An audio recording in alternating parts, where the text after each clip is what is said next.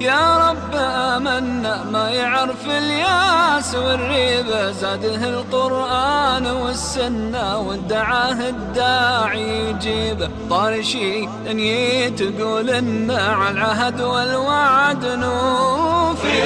الطارش يلم عنا خط بكتابك بترحيبه، لو سرابك ليلك وجنة بالدجا في الليل تسريبه. ريض يا الطارش يلم عنا خط بكتابك بترحيبه، لو سرابك ليلك وجنة بالدجا في الليل تسريبه.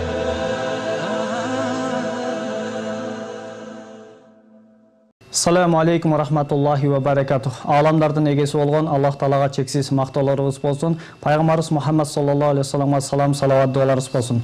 Hurmatlı zamandaşlar, Amanat Murası teleberisi ar haftanın ıyık cuma gündörü keçki saati 18:00'de sizler menen tüz efirde albatta sizler görüp жаткан Star telekanalında.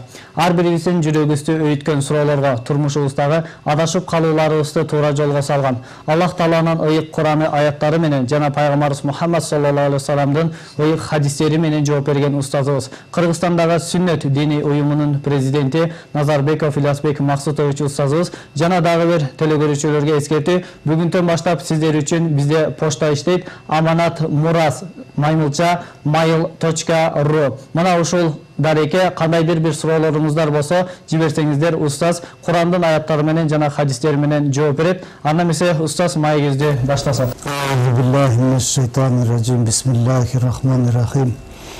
Assalamu alaikum wa rahmatullahi wa barakatuh. Biz adattagıday өткөн маегибизде сөз кылган маселелерден бүгүн негиздүүлөрүн бир аз кайталап өтүп, анан кийин бүгүнкү күндүн темасына кирсек. Өткөн маегибизде биз жана кумарпоздук, бул казинолор, бардыгы эле эки инсандын ортосунда акча коюп ойногон оюндар, карта ойнойбу, акча койсо кумар болуп эсептелет, шахмат ойнойбу, акча койсо бул да кумар болуп эсептелет, жана бильярд. Андан кийин казино же болбосо жанагы кичинекей балдардын чүкө ойногондо да ортого акча койсо бул кумар болуп эсептелет. Ошону өткөн маегибизде айтып өткөнбүз, жана ал башынан баштап айтып келатканыбыздай шайтандын бизди бузуудагы, бизди жолдон чыгаруудагы, бизди бакытсыз кылуудагы жана бизди Кудай сактасын тузукка салып коюудагы куралдардын төртөөнүн бири болгон үчүн өткөн маегибизде айтканбыз.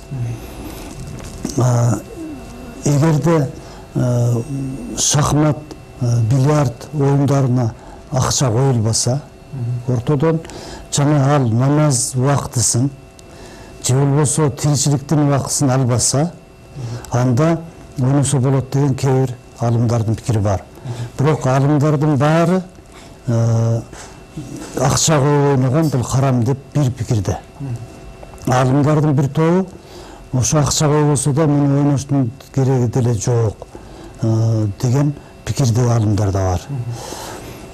Андан кийин кумар дагы кандай жерин түшүнсөк болот. Мисалы, сиз бир команда, мен бир команда болуп футбол ойносок дагы, ошондо сиздердин команда 5000 сом, менин команда 5000 сом чыгарып ортого коюп туруп, ошол акча үчүн ойносок, бул харам, бул кумар. Ал эми биз сиздердин команда менен биздин команда футбол ойносок, үчүнчү бир киши өзү 10 000 сом акчаны коюп, мен мына ортого 10 000 сомду койдум, уткан команда ушул акчаны алат деп туруп, анан ошого ойносок, ал халал. Мунун күнөөсү жок. Аллаху алам.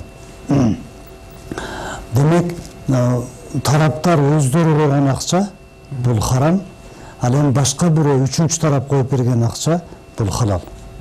Аллаху алам. Аллах билүүчүрөөк. Ошондой эле казинолор, кумардын эң кичинекейи бул балдардын тыйын коюп чүкөөсү, же ордо, же карта ушулар болуп барат дагы, эң чоңу казино. Жана айтканбыз, ушул кумардан, казинодон канча адамдар жапа чегип атат. Үйүндөгүлөр үйдөгү буюмдарынын баарын сатып жиберип, казинога барып отуруп, ата-энесин карыз кылып, миңдеген долларларга, миңдеген, 100 миңдеген сомго карыз кылып аткандар канча, четтен аябай көп. Ошон үчүн айтканбыз, кумар харам, бул шайтандын куралы, ким кумар ойногон тозокто жазаланат деп ошону айтканбыз. Ошон үчүн кимде-ким ахиретте кийинки турмушта тозоктун отунан корксо, азаптан корксо, анда кумар ойнобосун деп ушул өткөн маегибизде айткан элек. Мына ушул оюндардан устаз жанагы нарда оюнуна 3-чү адам акча койсо дагы, акча койбосо дагы ал такыр тыюу салынган. Туура, бул да айтылган. Мында кайталап коюшубуз керек. Нарда деген оюн бардык оюндардан өзү бөлөк. Нарда. Кимде-ким нарданы ойносо, акча ортого койбойбу, баары бир харам. Бул канча кумар оюндарын атап өттүк азыр, түрлөрүн. Ошолордун баарынын ичинен нарда бул өзүнчө бөлөк турат, өзгөчөрөнүп. Нардага акча койбойбу, ал харам. Себеби Пайгамбар алейхиссалам айткан, ким нарда ойносо, ал колун чочконун канына малып алгандай жиркеничтүү. Бул жерде Аллах Таала менен Пайгамбар алейхиссаламдын мындай сүннөттөрү бар, адаттары бар да. Бир күнөөнүн кандай деңгээлде оор экендиги, күнөөнүн катуу экендигин көрсөтүү үчүн биздин көңүлдү курчутуп, бир нерсеге салыштырып айтышат да. Аллах Таала да, элчиси дагы. Ошондо бизге жете түшөт. Мисалы, бирөөнүн аркасынан сүйлөө, ушагайың, кыйбат, бирөөнүн аркасынан жамандоо. Ушуну кыйбат деп айткандагы Аллах Таала муну салыштырып айтат. Бирөөгө кыйбат кылганың, бирөөнү жамандаганың, бул өзүнүн бир тууганынын өлүп калган бир тууганынын этин жеш сага кандай жиркеничтүү болсо, бирөөнүн аркасынан сүйлөө, жамандоо, элдин көзүнчө аны уят кылуу аркасынан туруп. Бул ошо бир тууганыңдын этин жеген кандай жиркеничтүү ошондой деген. Бул салыштырма менен акыл эстүү адам бул күнөөнүн канчалык деңгээлде катуу оор экенин түшүнөт. Андан кийин процент менен карыз берүү, процент менен карыз алуу экөө тең күнөөкөр деген Пайгамбарыбыз экөө тең харам иш кылган, күнөөкөр. Бул проценттин 1 сомун жеген 36 сойкулук кылган менен барабар чоң күнөө деген. 1 сомун деген мен өзүбүздүн акчага салыштырып айтып койдум. Бир ошол Пайгамбар алейхиссалам убагында акча бирдигинин бир бирдиги, бир дирхам. Же болсо ошол убакта андан акча динар, дирхам деген акчалар жүргөн. Өздөрүнүн акчасынан бирдикти айтканда, эми биз дагы ошону түшүнүктүү болсун үчүн биз дагы ушинтип айтып атабыз. Өзүбүздүн акча бирдик менен проценттин 1 сомун жеген киши 36 сойкул кылган менен барабар катуу күнөөкөр. Аллах Таала ошондой деңгээлде жазалайт. Ал эми бир сойкулук үчүн Аллах Таала өлүм жазасын чектеген. Сойку эгер аялы болгон болсо, мурда үйлөнгөн болсо, сойку же күйөөсү болгон болсо, же мурда үйлөнгөн болсо, ошолор сойку кыла турган болсо, сойкул кыла турган болсо, Аллах Таала айткан, ушундай дуалга коюп туруп, таштарды алып, Аллах бар деп таш бараң менен атып, аларды өлүм жазасы менен жазалап койгула деген. Ошол шаардын, айылдын элин чогултуп келгиле, ошолордун көзүнчө жазалагыла деген. Мунун дагы бир чоң мааниси бар. Ошондой үрөө учурган өлүм менен өлгөндү тегеректеп көрүп тургандар андан кийин сойкул кылышпайт. Ушундай тарбиялык мааниси бар үчүн Алла Таала ушинтип айткан. Эми кээ бир инсандар жана маданиятыбыз деген, биз светскийбиз деген инсандар айтышы мүмкүн, бул мыкаачылык өлүм жазасы го. Таш менен атып, анан кийин элдин көзүнчө өлтүргөн билем эмеси. Ушундай эле жөнөкөй эле сүйүү үчүн, ушундай жөнөкөй мамиле үчүн дешим мүмкүн. Биринчиден, Аллах Таала чексиз мээримдүү, ырайымдуу. Аллах Таала чексиз боорукер. Анын биз билген 99 аты сыпатында чексиз боорукер, чексиз мээримдүү, ырайымдуу деген аты бар. Аллах өзү каалабайт ушуну. Бирок Аллах Тааланын каалоосу эмне болуп атат? Калган адамдар токтолсун. Калган адамдар муну көрүп өсө, мындай экенин билбесе токтолбойт дегени. Эми ушул бир далил үчүн деле мисалы, бир эл, бир мамлекет мыйзамына киргизип ушул мисалы. Ушундай жазаны жазала турган болсо, бир мамлекетте бир 10 жыл 20 жылга бир эле сойкун жазалоо жетиштүү болсо керек. Ошол менен токтолуп калат, кан буугандай. Экинчи, бул жөнөкөй нерсе үчүн ушундай жазалабы дегендер бар. Бул жөнөкөй нерсе эмес. Себеби ушул сойкулуктун айынан, сойкулуктун себебинен канча үй бүлөлөр ажырашып, канча кичинекей али бутуна туруп өзүнө зептей албаган, өзүнүн укугун өзү коргой албаган кичинекей жаш балдар жапа чегип, аларга урал болуп атат. Алар зар какшап, атасы энеси калып атат. Ушу сойкулуктун айынан. Сойкулуктун айынан Пайгамбар алейхиссалам айткан, сойкулук ачык жүргөн элде, сойкулук ачык болгон элде киши өлтүрүү күчөйт деген, көбөйөт деген. Капыстан болгон өлүм көбөйөт. Жана жаштардын өлүмү көбөйөт деген. Азыр бизде сойкулук ачык кылышат. Ошон үчүн бизде өлүм көбөйгөнү бар азыр. Чындап Пайгамбар алейхиссалам чындыкты айтат. Чындап 16 жаштан 50 жашка чейинкилер көбөйүп атат. Капыстан болгон өлүмдөр көбөйүп атат, кырсыктар көбөйүп атат. Ушулардын баарынын себеби көчөдө турган сойкулар. Эгерде өлүм аз болсун, жаштардын өлүмү аз болсун, капыстан болгон өлүм аз болсун, авария аз болсун, киши өлтүрүү аз болсун, киши өлтүрүүчүлүк дей турган болсок, ар кимибиз ошол көчөдө турган сойкуларды тыйышыбыз керек. Алар ошо биздеги элдин ичинен чыккан кыздар, ошолордун бөлөлөрү бар, тайкелери бар, жакын турган уруктары бар. Ошолор чогулуп келип тыйыш керек. Муну өкмөттүн тыйышы кыйын. Сойкулукту күч органдары, өкмөт тыйышы кыйын. Ошол ар бир сойкун жакындары тыя алат. Ошондой ошо сойкулук токтоткондо элибизде бейпил турмуш болмок.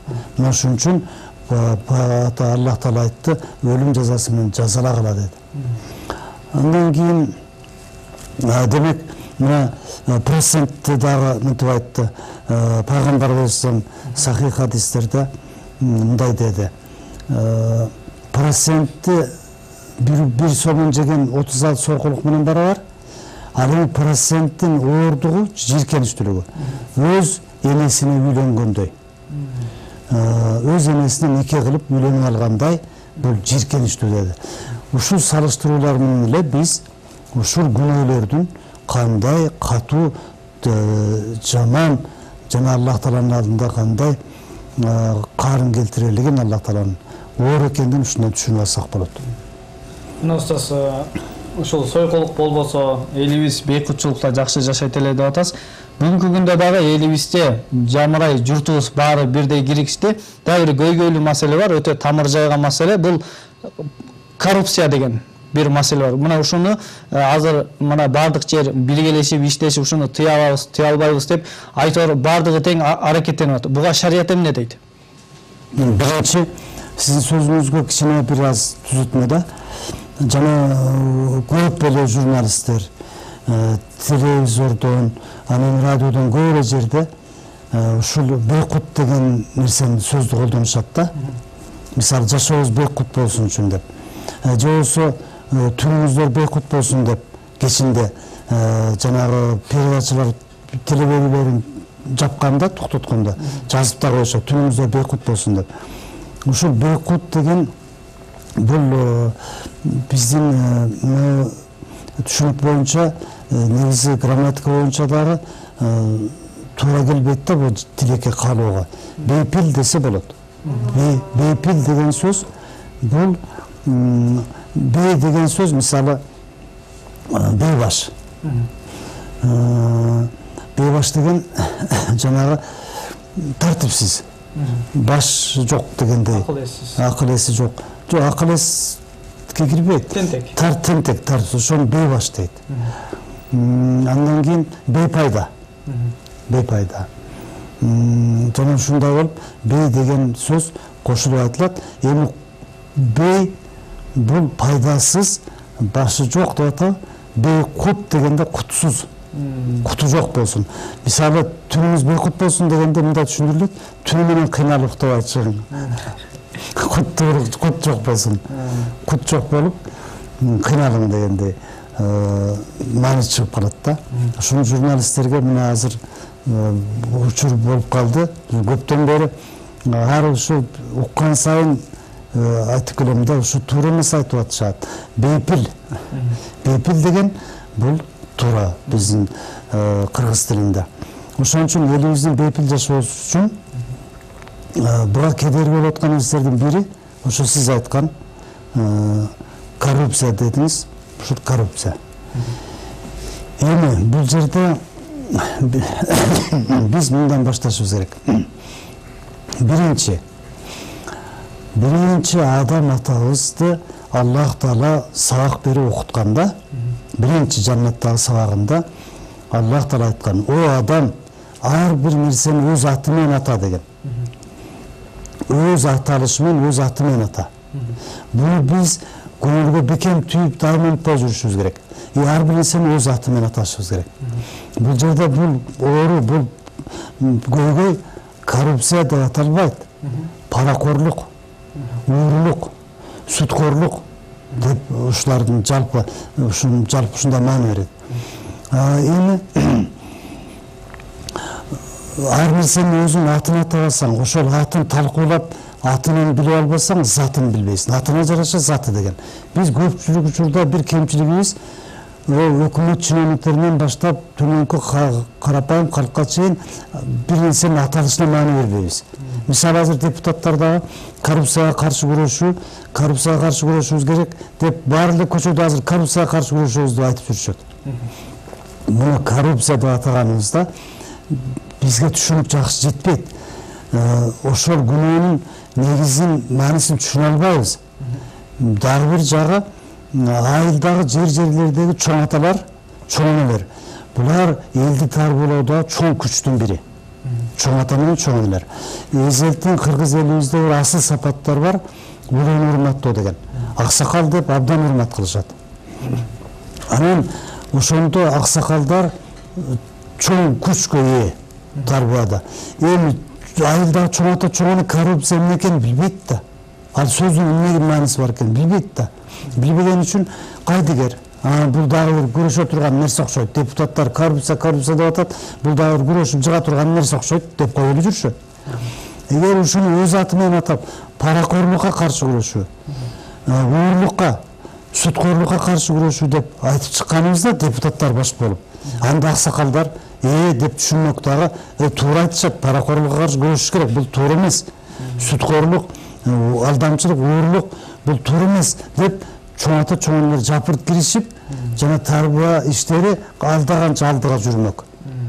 Шайтан бизди алакыстап дагы ар нерсенин атын буруп туруп, биздин көңүлдү башка жакка буруп, же күнөөгө кайдыгер кылып коет, же толук маани бербей калабыз. Анын дагы бир түрү, мисалы ойноштук, аны азыр бойфренд деп атышат. Термин аталышы алмашылды, чоң ата чоң энелер бейкатар болуп калды. Мисалы бир кыз чоң атасына бир жигит менен баратып, бир кыз чоң атасына жолугуп калса, анан чоң атасы кызым бул ким десе, небересине, бул ким десе, кызы чоң ата бул менин бойфрендим десе, чоң ата уялгандан бери сурайт да, бойфренд эмне кызым деп. Анан ал чоң ата ойлойт, бир кеш деген неме турбайбы?